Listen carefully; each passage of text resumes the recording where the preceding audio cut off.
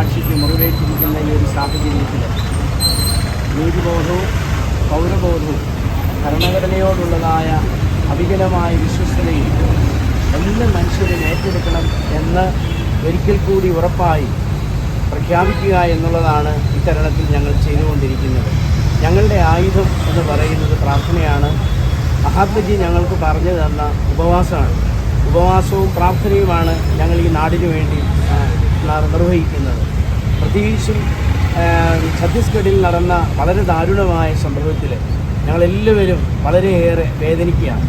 ഈ തിരുവല്ലയിലെ മാത്രമല്ല, മനസാക്ഷിയുള്ള എല്ലാവരും, അതുപോലെ തന്നെ ഈ ഭാരതത്തിൻ്റെ മിക്ക കോണുകളിൽ നിന്നും ഉയരുന്ന ഒരേ ഒരു കാര്യം ഇതുതന്നെയാണ്: നീതി നിഷേധിക്കപ്പെടാനായിട്ട് പാടുള്ളതല്ല. ആൾക്കൂട്ട വിചാരണയിലല്ല നമ്മളുടെ നാട്ടിൽ നീതി നടപ്പാക്കേണ്ടത്. പോലീസിൻ്റെ കേന്ദ്രത്തിൽ വെച്ച് തന്നെ ആക്രോശിച്ചുകൊണ്ട് മുഖമടിച്ച് പൊളിക്കും എന്ന് വരെ പറയത്തക്ക രീതിയിൽ ധൈര്യം കാണിക്കുന്നതായ ഒരവസ്ഥാവിശേഷം നമ്മളുടെ ഈ ആധുനിക ഭാരതത്തിന് യോജിച്ചതാണോ എന്ന് എല്ലാവരും ചിന്തിക്കേണ്ടതായ ഒരു കാര്യമുണ്ട്.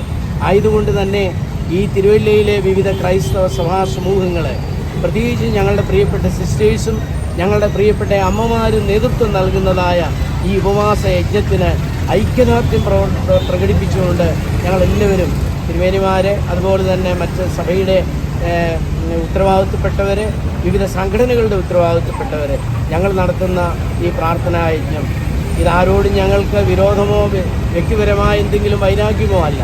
ഞങ്ങൾക്കങ്ങനെ സാധിക്കത്തില്ല. സ്നേഹിക്കാൻ മാത്രമേ സാധിക്കുകയുള്ളൂ.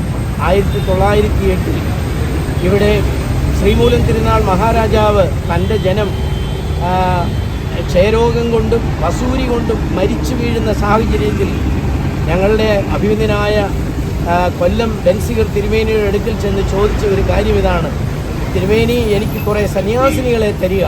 എൻ്റെ ഈ ജനം നശിച്ചു പോകുന്നു, എൻ്റെ ഈ ജനം മരിച്ചു വീഴുന്നു, ആരും അവർക്കില്ല എന്ന്. ആ സന്ദർഭത്തിലാണ് പ്രിയപ്പെട്ട സഹോദരങ്ങളെ, ഈ സന്യാസിനികൾ 1908 ഇവിടേക്ക് കടന്നു വന്ന് നമ്മളുടെ ശുശ്രൂഷകൾ സമാരംഭിക്കുന്നത്. എല്ലാവരെയും ചേർത്ത് നിർത്തി, എല്ലാവരെയും ദൈവത്തിൻ്റെ മുഖമായിട്ട് കണ്ടുകൊണ്ട് പ്രവർത്തിക്കുന്ന ഈ പാവപ്പെട്ട ഈ സന്യാസിനികളോട് നമുക്കിങ്ങനെ ക്രൂരമായി പെരുമാറാൻ സാധിക്കുമോ?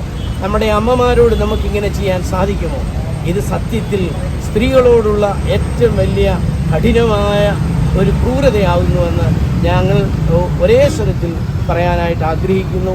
എല്ലാവരുടെയും മനസ്സുകൾ മാറട്ടെ എന്നുള്ളതാണ് ഞങ്ങളുടെ താല്പര്യവും ഞങ്ങളുടെ ആഗ്രഹവും പ്രാർത്ഥനയും. തിരുമേനി ഒരു ചോദ്യം, അതായത് ഇന്നലെ ജാമ്യം നിഷേധിക്കപ്പെട്ടു, മതപരിവർത്തനം മനുഷ്യക്കടത്തോട് ആഡ് ചെയ്തിട്ടാണ് വകുപ്പുകൾ ചേർത്തിരിക്കുന്നത്. വളരെ ഗൗരവമുള്ള അല്ലെ ഇത്തരത്തിൽ ഒരു പെരുമാറ്റം? തീർച്ചയായിട്ടും നമുക്കറിയാം, ഇത് വളരെ പോലീസ് സ്റ്റേഷനിൽ വെച്ച് തന്നെ ഒരു വാക്കുകൊണ്ട് അവസാനിപ്പിക്കേണ്ടതായ ഒരു വിഷയമാണ്. സത്യത്തിൽ ഇത്രയും വളരെ വിശാലമായി ഈ ഭാരതത്തിൻ്റെ മനസാക്ഷിയെ മുഴുവൻ എല്ലാ തരത്തിലും ഭാരപ്പെടുത്തുന്ന തരത്തിലേക്ക് കടന്നു വന്നത്. NIA എന്ന് പറയുന്നത് നമുക്കറിയാം, രാജ്യസുരക്ഷയുമായി ബന്ധപ്പെട്ടതായ കാര്യങ്ങളാണ്.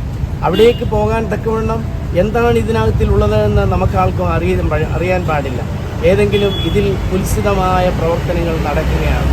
നമ്മുടെ ഈ നാട്ടിൽ ഒരു സംസ്ഥാനത്ത് നിന്ന് മറ്റൊരു സംസ്ഥാനത്തേക്ക് ആളുകൾ പോകുന്നു.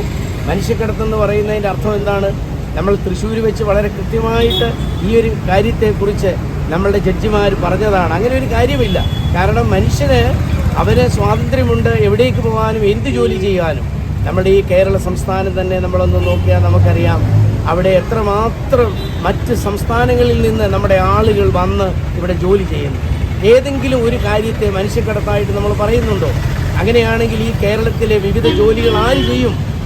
പ്രിയപ്പെട്ടവരെ, ഇതെല്ലാം സത്യത്തിൽ മനസാക്ഷിയുള്ളവരുടെ നെഞ്ചിലേക്ക് ഏറ്റുന്ന അമ്പുകളാകുന്നു എന്ന് ഒരിക്കൽ കൂടി പറയാൻ ഞാൻ ആഗ്രഹിക്കുന്നു.